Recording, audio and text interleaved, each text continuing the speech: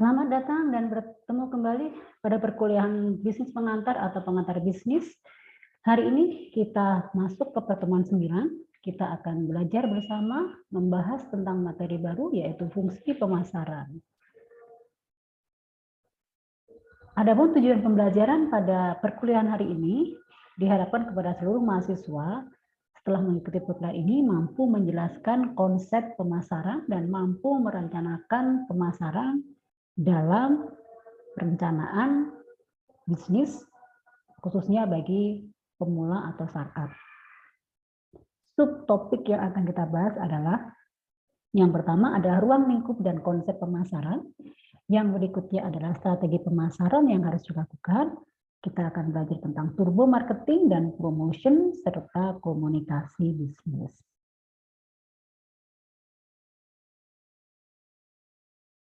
Baik, kita akan mencoba menjelaskan dulu pengertian tentang manajemen pemasaran. Di sini saya hanya mengambil salah satu saja pengertian dari pemasaran, tetapi dari rujukan referensi internasional yang sangat terkenal. Ini adalah pakar pemasaran, ya, adalah Kotler dan Lin. Di sini menjelaskan bahwa pemasaran adalah suatu proses sosial yang di dalamnya ada individu ataupun kelompok untuk mendapatkan apa yang mereka butuhkan dan inginkan dengan menciptakan, menawarkan, dan secara bebas mempertukarkan produk yang bernilai dengan pihak lain. Jadi pemasaran itu adalah suatu kegiatan yang dilakukan, baik itu individu ataupun kelompok, di mana mereka itu membuat atau menciptakan suatu produk dan selanjutnya menawarkan dan secara bebas mempertukarkan produk yang bernilai dengan pihak lain atau menjual dengan kata lain seperti itu. Nah, kalau kita lihat dari konsep pemasaran, ini ada beberapa pandangan, ya, ada 5 pandangan. Di sini adalah rule atau aturan tentang pemasaran itu dilihat dari beberapa fungsi atau fungsional. Itu ada 5. Yang pertama yaitu adalah marketing as an equal function, artinya bahwa kedudukan manajemen pemasaran dalam suatu bisnis atau perusahaan itu sama, seimbang. Ya, kita lihat ya, kalau dilihat dari pecahannya ini adalah sama.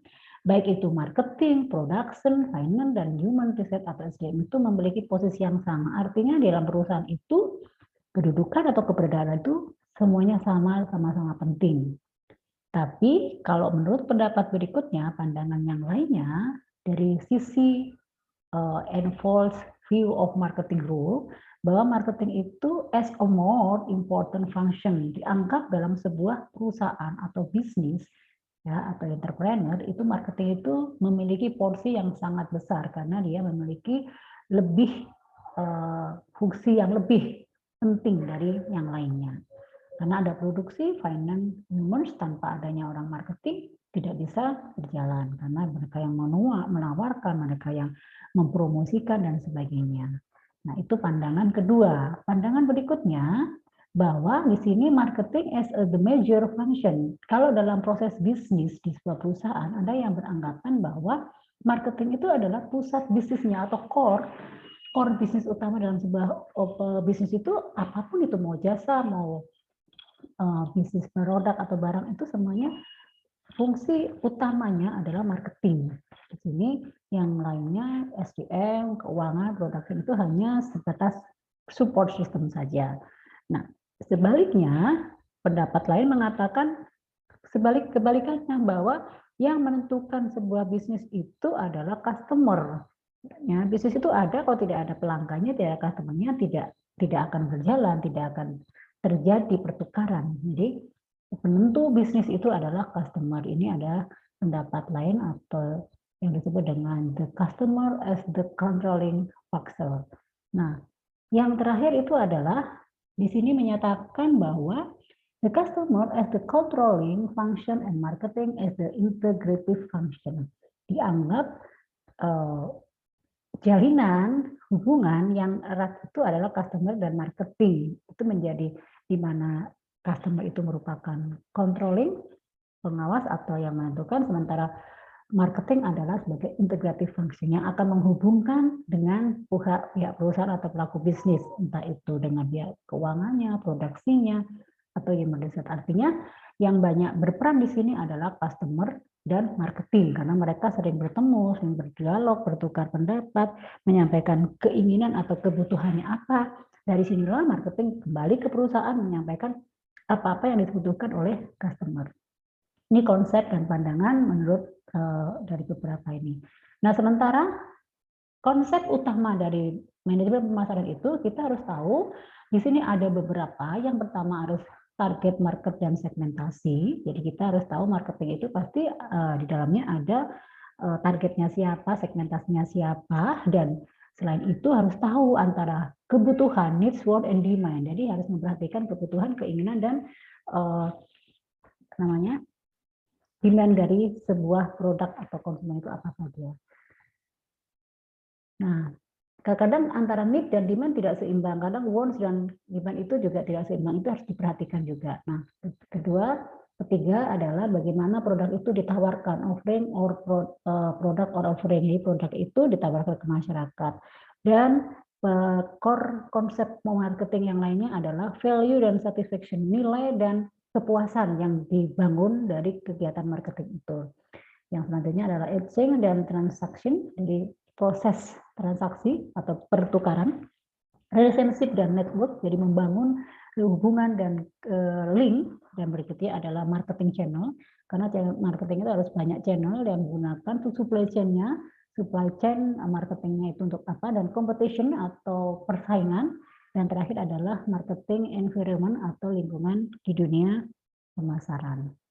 Nah, pada dasarnya ya kita fokus kepada salah satu fokus dari kegiatan manajemen pemasaran adalah bagaimana perusahaan itu memfokuskan bagaimana menyalurkan sebuah produk itu ke marketplace. Nah, ini adalah oriented towards the marketplace. Jadi perusahaan fokusnya bagaimana menawarkan atau mendistribusikan produknya melalui marketplace. Nah, yang perlu diperhatikan adalah production konsepnya, produk konsepnya, selling konsepnya, dan marketing konsepnya. Nah, di sini kalau kita berbicara dengan production, ya tentunya akan menawarkan produk-produk yang memang available, bisa tidak terlalu mahal, tapi memiliki kualitas produk yang bagus. Kalau produk konsep ya di mana terjadi pemahaman bahwa konsumer itu membutuhkan barang atau produk yang memang sesuai dengan kebutuhannya, memiliki kualitas yang bagus, penampilan yang bagus, dan inovasi. Jadi kalau produk itu, kalau kita mau menjual produk ke marketplace itu harus melihat kualitasnya, inovasinya, tampilannya, packagingnya. Nah, itu harus diperhatikan.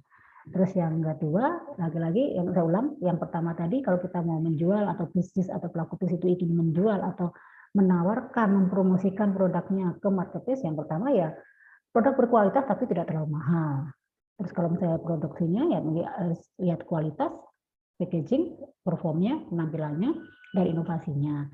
Terus selling konsepnya misalnya dengan cara-cara melakukan promo, ya kalau misalnya kita banyak sekali tawaran-tawaran yang ditawarkan di marketplace ya tentunya akan meningkatkan penjual atau penjualan dan meningkatkan konsumen, review meningkatkan profit juga. Nah, yang terakhir adalah marketing konsep, di mana fokusnya yang jelas dalam konsep marketing itu biasanya pelaku bisnis itu akan melihat kebutuhan dari konsumen. Nah, cuma agak sedikit membingungkan atau bias bahwa mana yang harus didulukan, kebutuhan atau keinginan. Yang jelas ya kita harus tahu strategi marketing yang bagus, ya kita harus mendahulukan kebutuhan, karena kebutuhan itu sifatnya biasanya akan jangka panjang, akan menjadi sesuatu yang rutin, yang akan membantu proses produksinya, proses marketingnya itu berkelanjutan. Nah, itu yang harus kita perhatikan. Nah, selanjutnya kita mengenal namanya marketing mix. Dalam manajemen pemasaran itu, untuk mempromosikan, untuk menjual produknya, beberapa tahapan atau beberapa tools yang digunakan adalah melakukan marketing mix, di mana customer relationship management atau CRM, atau menggunakan customer value, bagaimana pelanggan itu dengan value yang dimiliki oleh customer, dan juga customer dependence. Dependence itu artinya kebebasan atau ketergantungan dari konsumen terhadap suatu produk itu, bagaimana kita membangun seperti itu. Jadi bagaimana membangun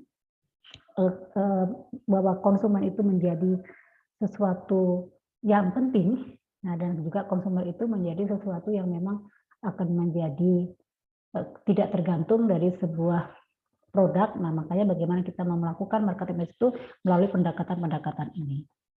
Nah, taktik pemasaran yang dilakukan adalah ada 3 dalam manajemen pemasaran. Ini sangat dibutuhkan, sangat penting bagi pelaku bisnis ya, bagi startup, bagi pemula, bahwa taktik pemasaran itu adalah 1, melakukan diferensiasi, baik itu diferensiasi ya terhadap produk, diferensiasi terhadap service, diferensiasi terhadap people, dan juga diferensiasi terhadap image suatu produk kita. Yang dimaksud diferensiasi itu bahwa bisnis kita, PD kita itu berbeda dengan yang lain. Apa perbedaannya? Apa diferensiasinya? Dari produknya, dari pelayanannya, atau orangnya, atau image-nya. Nah, taktik yang berikutnya bagaimana penerapan bauran pemasaran. Dari mana pemasarannya? Ya kita perhatikan dari produknya. Apa value produknya? Apa value dari sebuah produk itu bisa menjadi sesuatu yang unik? Itu adalah dari produknya. Di mana produk itu memiliki nilai khusus, memiliki needs, memiliki value yang memang sangat tinggi yang akhirnya diterima oleh konsumen. Terus place-nya, price-nya itu juga penting, karena kita tahu masyarakat atau konsumen itu inginnya harga murah, kualitas bagus, dan produknya unik dan sebagainya. Terus promosinya menggunakan tools apa saja, karena kita sekarang banyak banget bauran pemasaran itu, salah satunya bauran promosi itu menggunakan sosmed, menggunakan digital, menggunakan teknologi, itu sekarang sedang viral dan memang sedang booming, dan itu memang harus kita ikuti. Kalau kita tidak bisa mengikuti kekinian atau yang saat ini sedang terjadi, kita akan ketinggalan. Terus berikutnya taktik yang selanjutnya adalah ketiga adalah penjualan. Bagaimana cara penjualnya, fitur-fitur sellingnya seperti apa, benefit sellingnya seperti apa, solusi sellingnya apa. Jadi setiap produk yang kita tawarkan, khususnya bagi kita yang masuk baru atau memulai produk, itu harus tahu taktik pemasaran yang harus kita lakukan. Sistem penjualannya harus perlukah pakai diskon, terus dengan paket-paket seperti apakah, keuntungannya, penjualannya harus seperti apa. Nah, itu semuanya harus dipikirkan betul-betul agar bisnis yang kita jalankan itu bisa berhasil, karena memang kita tidak munafik, kita tidak kita tidak perlu takut bahwa memang bisnis itu adalah ujungnya profit. Dan untuk mengejar ke sana, kita harus memiliki taktik yang benar. Karena sifatnya kita membangun bisnis itu adalah untuk jangka panjang, bukan sesaat. Nah, untuk jangka panjang ini harus di-maintenance dengan beberapa taktik yang ini disampaikan. Nah, ini adalah bauran pemasaran tradisional. Ini adalah marketing mix diagram.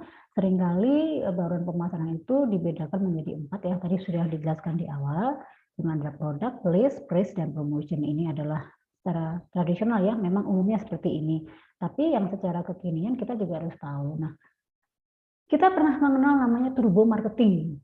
Ya, berbicara marketing, berbicara bisnis itu kita tidak lepas dari kompetitor, dari pesaing, tidak lepas dari startup baru dengan banyak-banyak tawaran, dengan banyak-banyak promo atau produk-produk yang sama. Nah, apa dimaksud dengan turbo marketing? Jadi begini, yang dimaksud dengan turbo marketing itu di mana ada terjadi di lapangan, karena kita tidak bisa menghindari kompetitor, tidak bisa menghindari persaingan, muncullah perang harga. Ya, perang harga ini dilakukan oleh semua pelaku bisnis. Misalnya kita berbicara tentang ayam fried chicken, nah itu kan bermacam-macam, ada Kentucky, ada McD, ada macam-macam, belum lagi yang lokal kita punya banyak ya. Nah, terus itu terjadilah perang harga itu karena mereka masing-masing ingin mengejar strategi promosinya atau selling produknya dan sebagainya, itu melakukan perang harga. Nah, akhirnya mereka harganya bersaing, akhirnya semua keputusan dikembalikan kepada konsumen, karena konsumen lah, perilaku konsumen akan menentukan dia akan memilih. Nah, itu semua tergantung dari strategi bagaimana kita menyampaikan turbo marketing tersebut. Yang kedua, adanya perang desain. Kita tahu ya, di luar sana banyak bisnis yang desainnya mirip dan bahkan sama. Jadi kalau cara melakukan ATM itu, ATM-nya sama persis. Harusnya ATM itu kan ada perbedaan, harusnya ada mati, tiru, modifikasi itu tidak harus sama plek, tapi harus ada perbedaan yang unik. Nah, terus itu yang seringkali adalah perang kualitas. Kualitas ini adalah diusahakan bahwa produk itu makin baik dan berkualitas. Pinginnya seperti itu, dan itu terjadi perang. Sering ya sedikit-sedikit bahwa terkadang turbo marketing ini saling menjatuhkan. Tapi sebetulnya ini wajar karena memang persaingan tidak bisa kita hindari, kompetitor dan juga pendatang baru yang lebih inovatif dan lebih banyak kreativitasnya itu bermunculan. Nah, bagaimana strategi yang dilakukan agar itu tidak terjadi? Nah, contohnya di sini adalah proses produksi lebih cepat sehingga konsumen tidak lama menunggu. Contohnya kereta api ekspres. Nah, kereta api ekspres itu mereka berusaha melayani bagaimana proses produksinya itu tidak terlalu panjang tetapi lebih cepat. Nah, ini terjadi pada kasus kereta api ekspres. Terus juga ini misalnya pelayanan lebih cepat sehingga konsumen lebih cepat melihat hasilnya, contohnya foto. Kalau zaman dulu kita foto di studio, hasilnya seminggu berikutnya, terus sudah gitu nanti ngambil lagi. Nah itu dulu, tapi sekarang kan tidak, foto sekarang hari ini jadi langsung kelihatan hasilnya. Begitupun fast food juga ini restoran banyak sekali. Nah ini juga sama ya, kalau kita ada penerbangan, ada kereta api, ya juga ada pesawat dan sebagainya sama. Dan contoh-contoh lainnya juga sama, nanti kita bisa lihat atau googling di Google, itu adalah turbo marketing. Nah berikutnya kita akan mencoba promosi. Nah promosi adalah bagian terpenting dalam mengenalkan sebuah produk. Jadi nanti kita akan kembali ke beberapa konsep yang tadi saya jelaskan. Kalau begitu, bagaimana posisinya marketing itu di dunia bisnis itu? Apakah sebagai major function, ataukah sebagai support, apakah sebagai seimbang? Nah itu kita akan tahu, lihat dari sini. Promosi atau komunikasi bisnis itu dibedakan menjadi 4. Ini standar ya, standar karena ada pengembangannya lagi. Ada advertising, personal selling, sales promotion, public relation. Nah, kalau advertising itu biasanya dilakukan melalui pemasangan iklan di koran, televisi, direct mail, radio, majalah, iklan, ruangan, internet, periklanan maya, atau misalnya Videotron, atau sekarang billboard, itu adalah advertising. Nah, personal selling adalah penjualan yang langsung, yang memang person to person, itu adalah penjualan langsung. Terus sales promosi, melakukan sales promosi penjualan yang biasanya dengan lebih memberikan promo-promo ya untuk menarik agar konsumen membeli. Memang diimbangi dengan kualitas dan juga benefitnya. Ya, kalau public relation ini biasanya terkait dengan pelayanan terhadap masyarakat umum atau yang lebih dikenal dengan CSR. Jadi strategi promosi melalui komunikasi bisnis itu melalui CSR. Misalnya suatu perusahaan melakukan CSR dengan daerah tertentu, membangun apa dan sebagainya, di situ tertulislah nama perusahaan. Nah, itu adalah bentuk CSR di mana nanti masyarakat akan mengenal, oh ini dari perusahaan ini, oh ini persembahan dari. Nah, itu adalah contoh komunikasi yang dilakukan untuk promosi dalam hal public relation. Nah, ada bauran pemasaran jasa, kalau tadi lebih ke produk, kalau ini jasa. Ada 7 di sini, ada proses, ada people, ada produk, ada place, promotion, price, dan physical evidence. Kenapa 7? Karena jasa itu lebih dilihat dari proses, dari apa yang kita rasakan, apa yang kita nikmati, apa yang kita alami ya. Jadi karena tidak terlihat, itu memang melibatkan atau ada 7 marketing mix untuk jasa. Contohnya pelayanannya seperti apa, berarti kan berhubungan dengan lingkungan, dengan orangnya, terus produk jasanya itu berupa apa, penyampaian prosesnya seperti apa. Nah itu kan menyangkut semua yang jasa. Misalnya kalau kita ke bank, berarti kan kita akan ketemu dengan resepsionis, kita akan dijelaskan, itu adalah proses, bagian dari proses, terus ketemu dengan performer orangnya, penampilannya, atau itu kan juga kadang membuat nyaman tidaknya kita berhadapan dengan orang atau pemberi jasa tersebut. Terus produknya kita paham apa benefitnya dan sebagainya, terus plusnya, penempatannya, atau di mana kita bisa mendapatkan banyak hal yang selain bank, sekolah, atau jasa-jasa misalnya salon dan sebagainya, itu adalah bentuk-bentuk jasa. Atau misalnya konsultan interior, desain dan sebagainya, itu kan semuanya jasa karena kita akan berhadapan, kita merasakan kepuasan dan juga yang ditawarkan itu termasuk nanti menyangkut promosi dan juga harga, termasuk physical evidence-nya juga berpengaruh di situ. Ini adalah untuk pemasaran jasa. Nah, demikianlah materi kita untuk hari ini, dan kita akan kembali berlatih mempelajari atau mendalami tentang topik manajemen pemasaran dengan melakukan latihan pada halaman 302, dan silakan untuk didiskusikan dan bisa dikumpulkan melalui e-kampus sesuai dengan due date yang telah ditetapkan. Kita akan bertemu kembali di pertemuan berikutnya dengan topik dan bahasan yang lebih menarik lagi. Terima kasih dan see you untuk semuanya.